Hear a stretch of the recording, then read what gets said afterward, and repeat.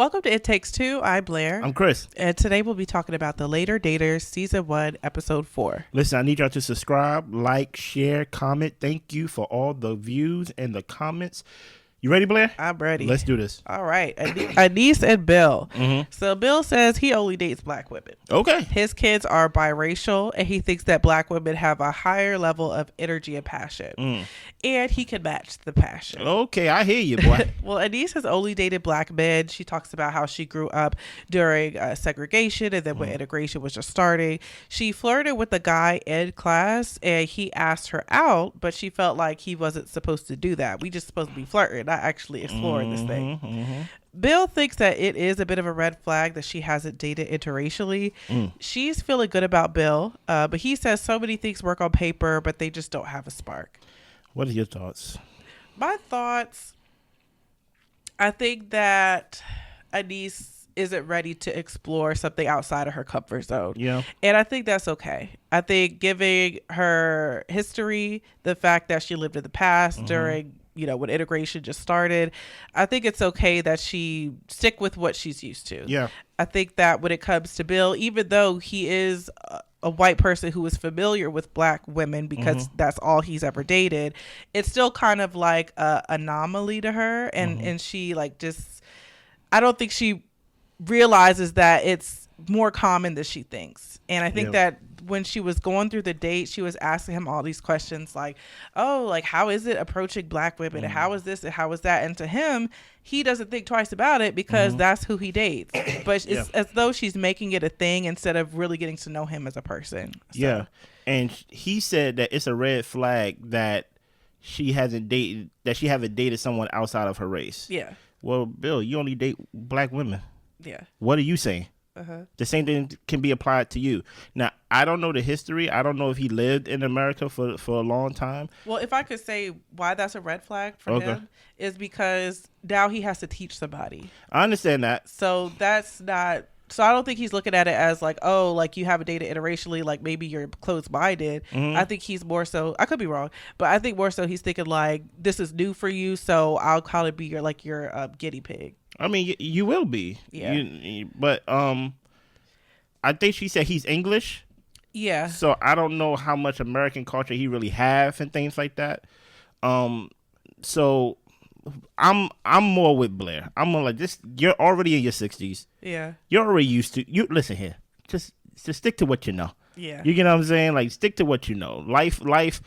This ain't the time to be experimenting. Right. You get what I'm saying?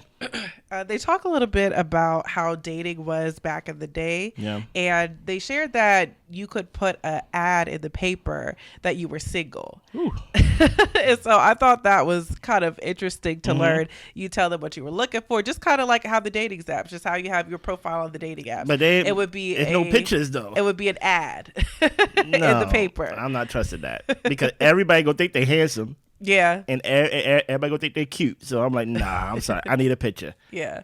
So we get to Lori. She talks about how Kennedy tells her mom to go and chill. As far as her date. Yeah.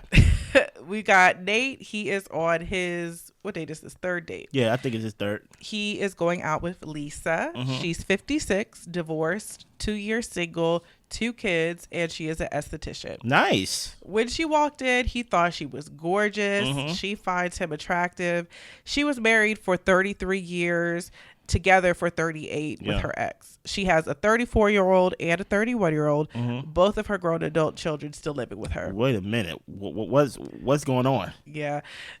What's his name? Nate was explaining how his daughter lost her scholarship for school, and him and his child's mother both told her that she couldn't stay with them, that she had to figure her situation out. And guess what? Thank you for your service. That was the solution to her problem of, hey, you lost your scholarship. Hey, I think you should go to the military. I did. You get what I'm saying? What are your thoughts on just that alone? Just Lisa coming in, trying to date with a 31, 34-year-old grown adults in the house with you.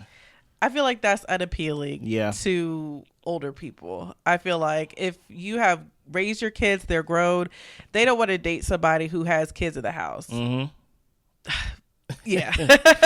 They're not going to want to do that. And I think it's That's so weird because I feel like it's okay if you're 30 something living at home with your parents, especially in this economy, just trying to get your finances together, get your career going. I think that's okay. But your parent probably will not have a dating life if you're living with them. That is just not going to go down like that. No, it's not. That's why you got to go. Yeah. The minute that happened, I was like, oh, man, poor Nate. Yeah. Because I already know Nate going to say F them grown adults and things of that nature.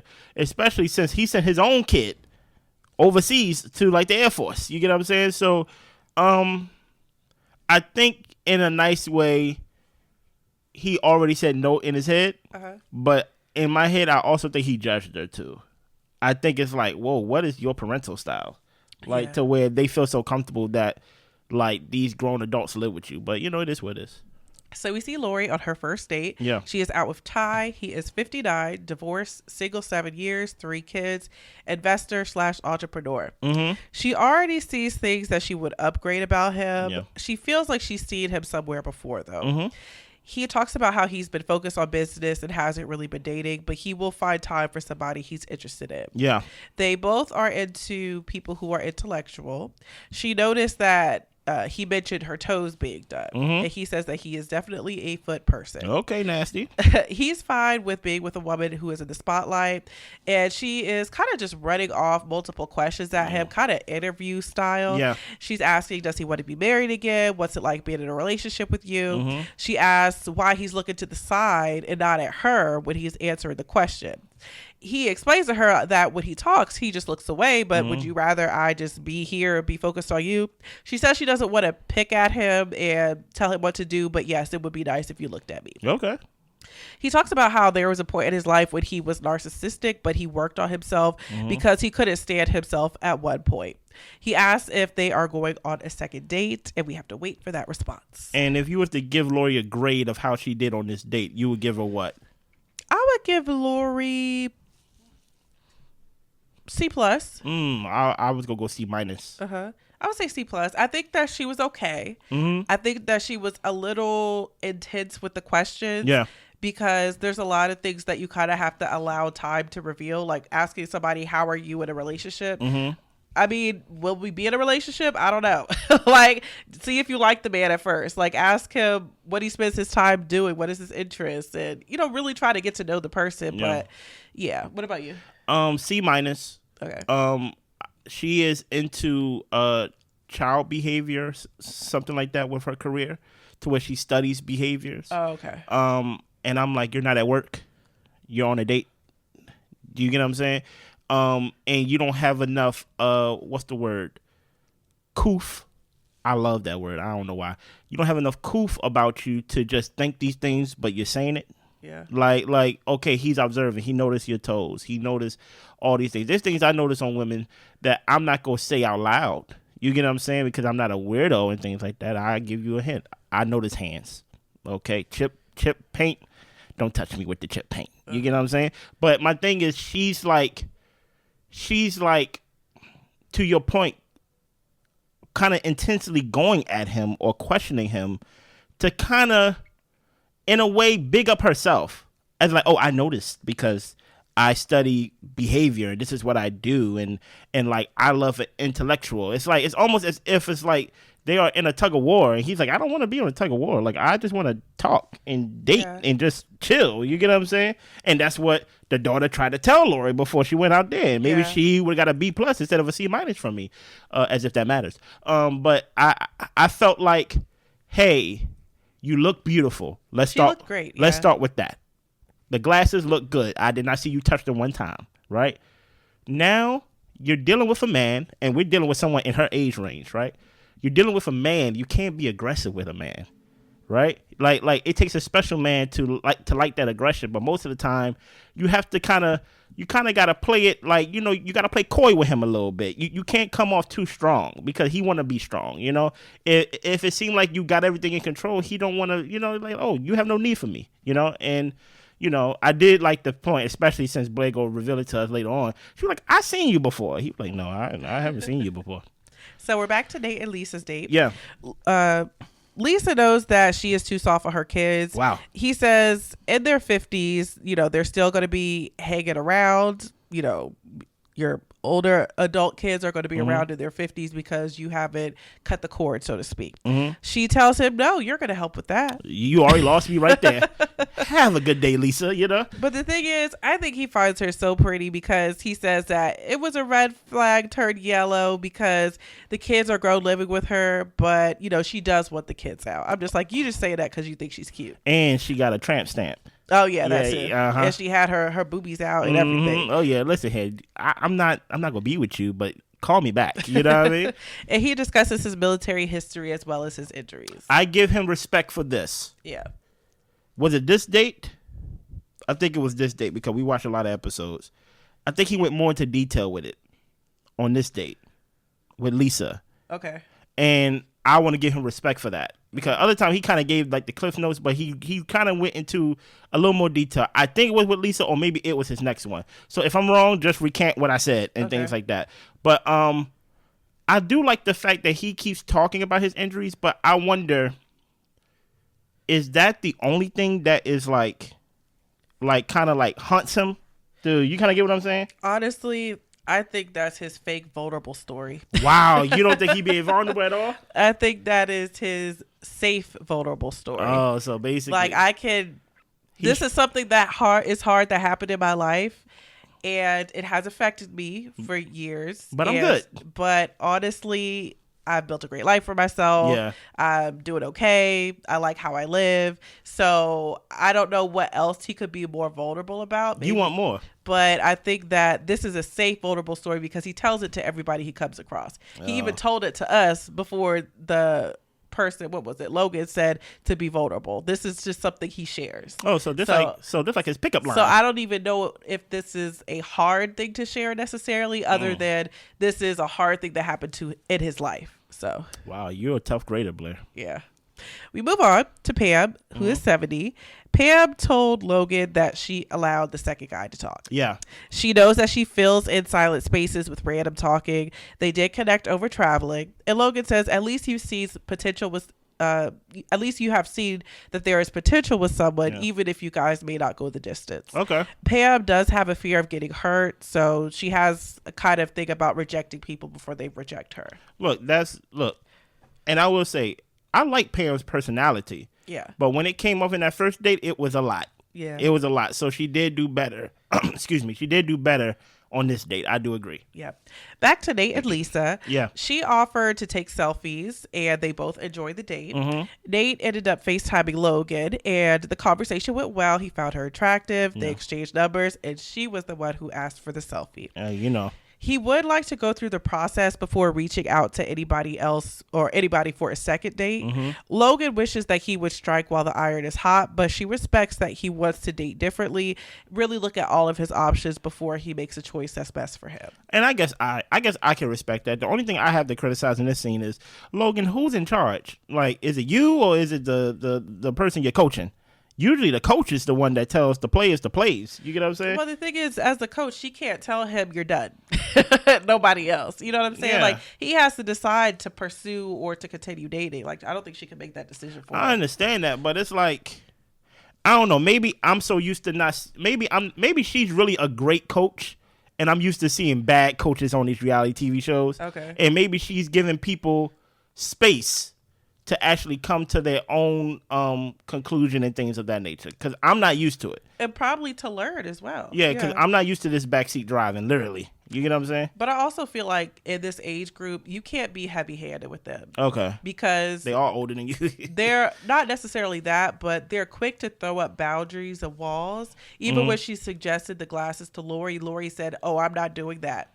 So I think she has to have a different approach. And I don't know if she has a different approach with older people, but it just seems like she allows them to come to their own conclusions, but she tries to help guide as best as she can. That's fair. Yeah. Yeah. So Lori is open to a second date with Ty. Okay. She is down for a nature walk. They do exchange numbers, and she realizes she ended up talking to him. Wait a minute. You in my phone already.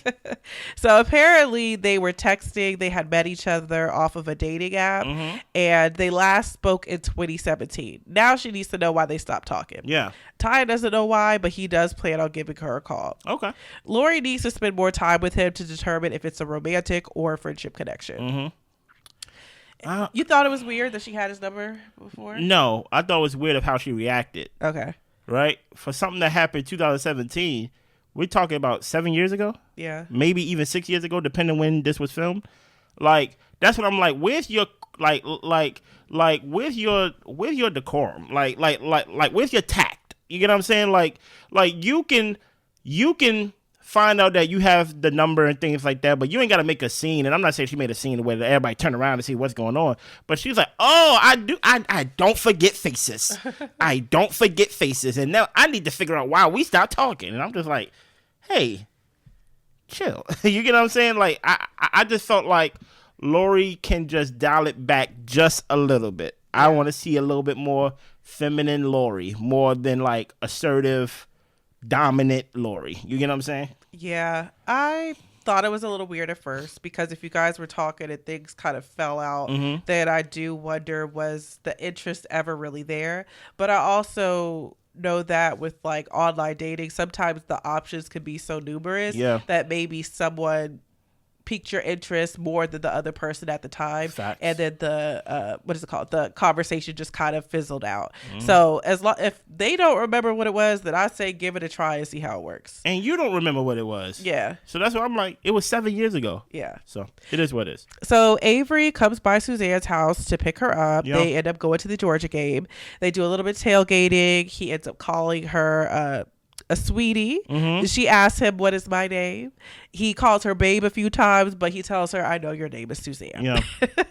At first, I was a little bit unsure too. I'm just like, what is her name? Okay. Anise meets with her daughter. Uh-huh. She tells her the date went well. Bill's from England. Yeah. She would be open to seeing him again. But he's been living this lifestyle as far as dating interracially for a while. She's new to it, so that might give Bill pause. Logan arrives and asks if she shared anything vulnerable on the date. And Anise says that, is it really natural to share something vulnerable on a date? And Logan says that it is. She encourages Anise to take up space and to allow that person to show how they can be there for her. Okay. Her daughter feels like her mom always takes up space, so it's weird for her to hear that. But Anise starts to tear up a little bit because her children see her as this strong person, but she's not always that way in every situation. Her kids don't see her in any other way than strong. And to me, I just want to touch on that just for a second. I think it actually shows, because obviously we can see the closeness between mother and daughter. But even with the closeness, it's still mother and daughter. Yeah. Meaning that as close as we are, there's things about me you just would never know as my daughter. You get what I'm saying? How I show up for you is completely different than how I want to show up for somebody else, especially in a romantic relationship. So to hear the daughter say, well, I really don't know why she's doing this because like she always take up space, it seems like, for us and things like that. Yes, she's been y'all anchor. Yeah. She's been there for y'all. You get what I'm saying? Maybe a lot of the success that y'all have, y'all can attribute to the strength of your mother. And now she's like, I don't want to be that now. I want to actually show that I am more versatile than just a strong black woman, right? You get what I'm saying? I can fall back. I don't want to have to be strong all the time. So that's when I heard that, I was like, oh, I kind of understand where Anise is coming from with the whole, like, yeah, I had to be strong all this time, but I don't want to have to be strong all the time, especially when I'm dating and trying to find a romantic connection. But see, I also took it a different way because the coach was advising her to take up more space. Yeah. And so I think that Anise, when it comes into the dating world, she's a little bit more timid maybe and a little bit more unsure about not necessarily herself, but about the dynamic in the process and what she's willing to give. Okay. And how she wants to show up as far as dating versus being married or in a relationship.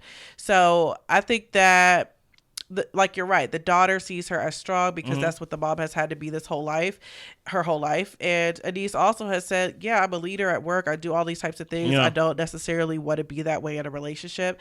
But she still has to make an impression when she goes on the dates other than her body, you know? Yeah. And I see what you mean. And maybe I'm coming from the place of, I have some friends who have single mothers and things like that. And one mother said to me one time, she said, I'm not strong. I just have to be. right? So I think sometimes when we hear like, oh, you're strong, or and when she said that to me like years ago, I was like, it gave me a new perspective of like, oh, I have to basically be this or else there's literally no other option. It's only me. Right. So I wonder if Anise is really strong, or does she just have to be?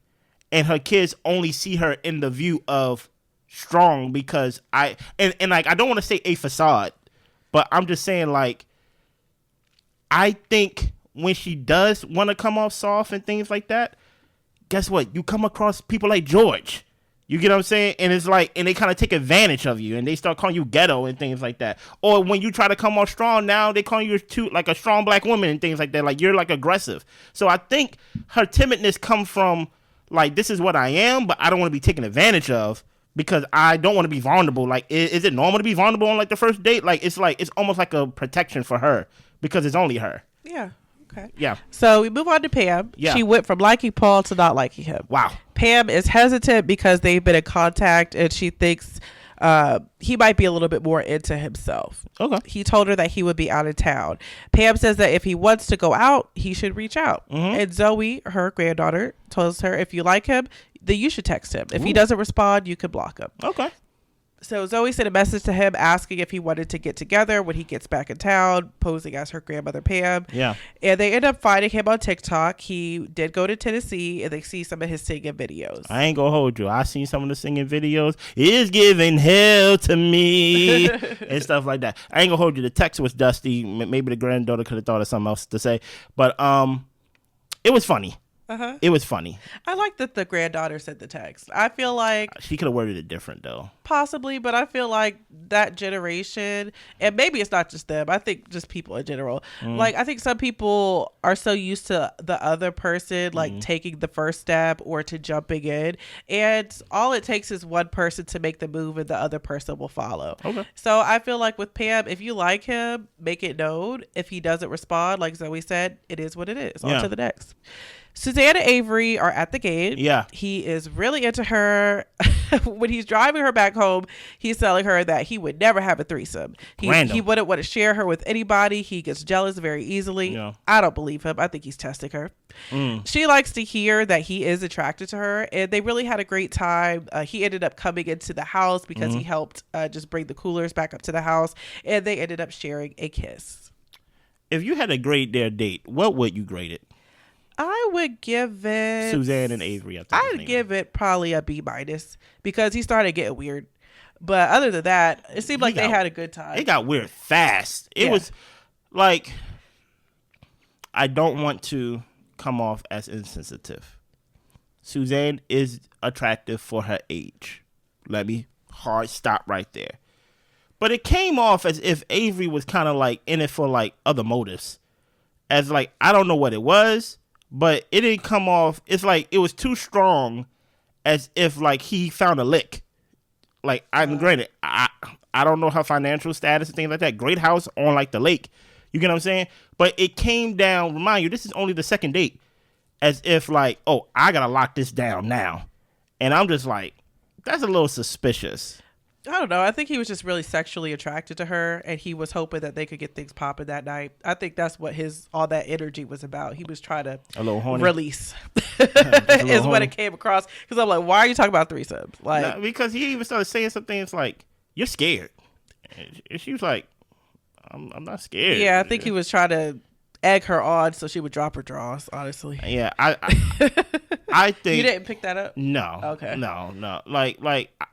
I think it's more than the draws. I mean, the draws gonna come with it, but I think it's like one of those things to where like, she looks her age, right? He looked a little younger than his age, and I'm like, it comes off as if like he found a sugar mama. Oh, okay. That's how it came off as. It came off as like, oh, you may be a come up from what I'm normally like surrounded by and things of that nature. I don't know. Maybe it's me. And when he starts saying things like, "Why are you scared?" It's almost like, "Okay, scammer, like relax, get off me." I don't know. What do y'all think about it? Because it did get weird. Yeah, it got weird very fast. Yeah. Anything else? That's it. Listen here, we're gonna release this episode, then we're gonna release the next episode, and then we got 3 more left. We almost done. This will be done completely by Thursday, tomorrow. So make sure y'all tune in. Keep that notification bell on. I don't know when I'm going to release it, but it's all going to be out my hands before Friday for sure. Y'all be good. Bye.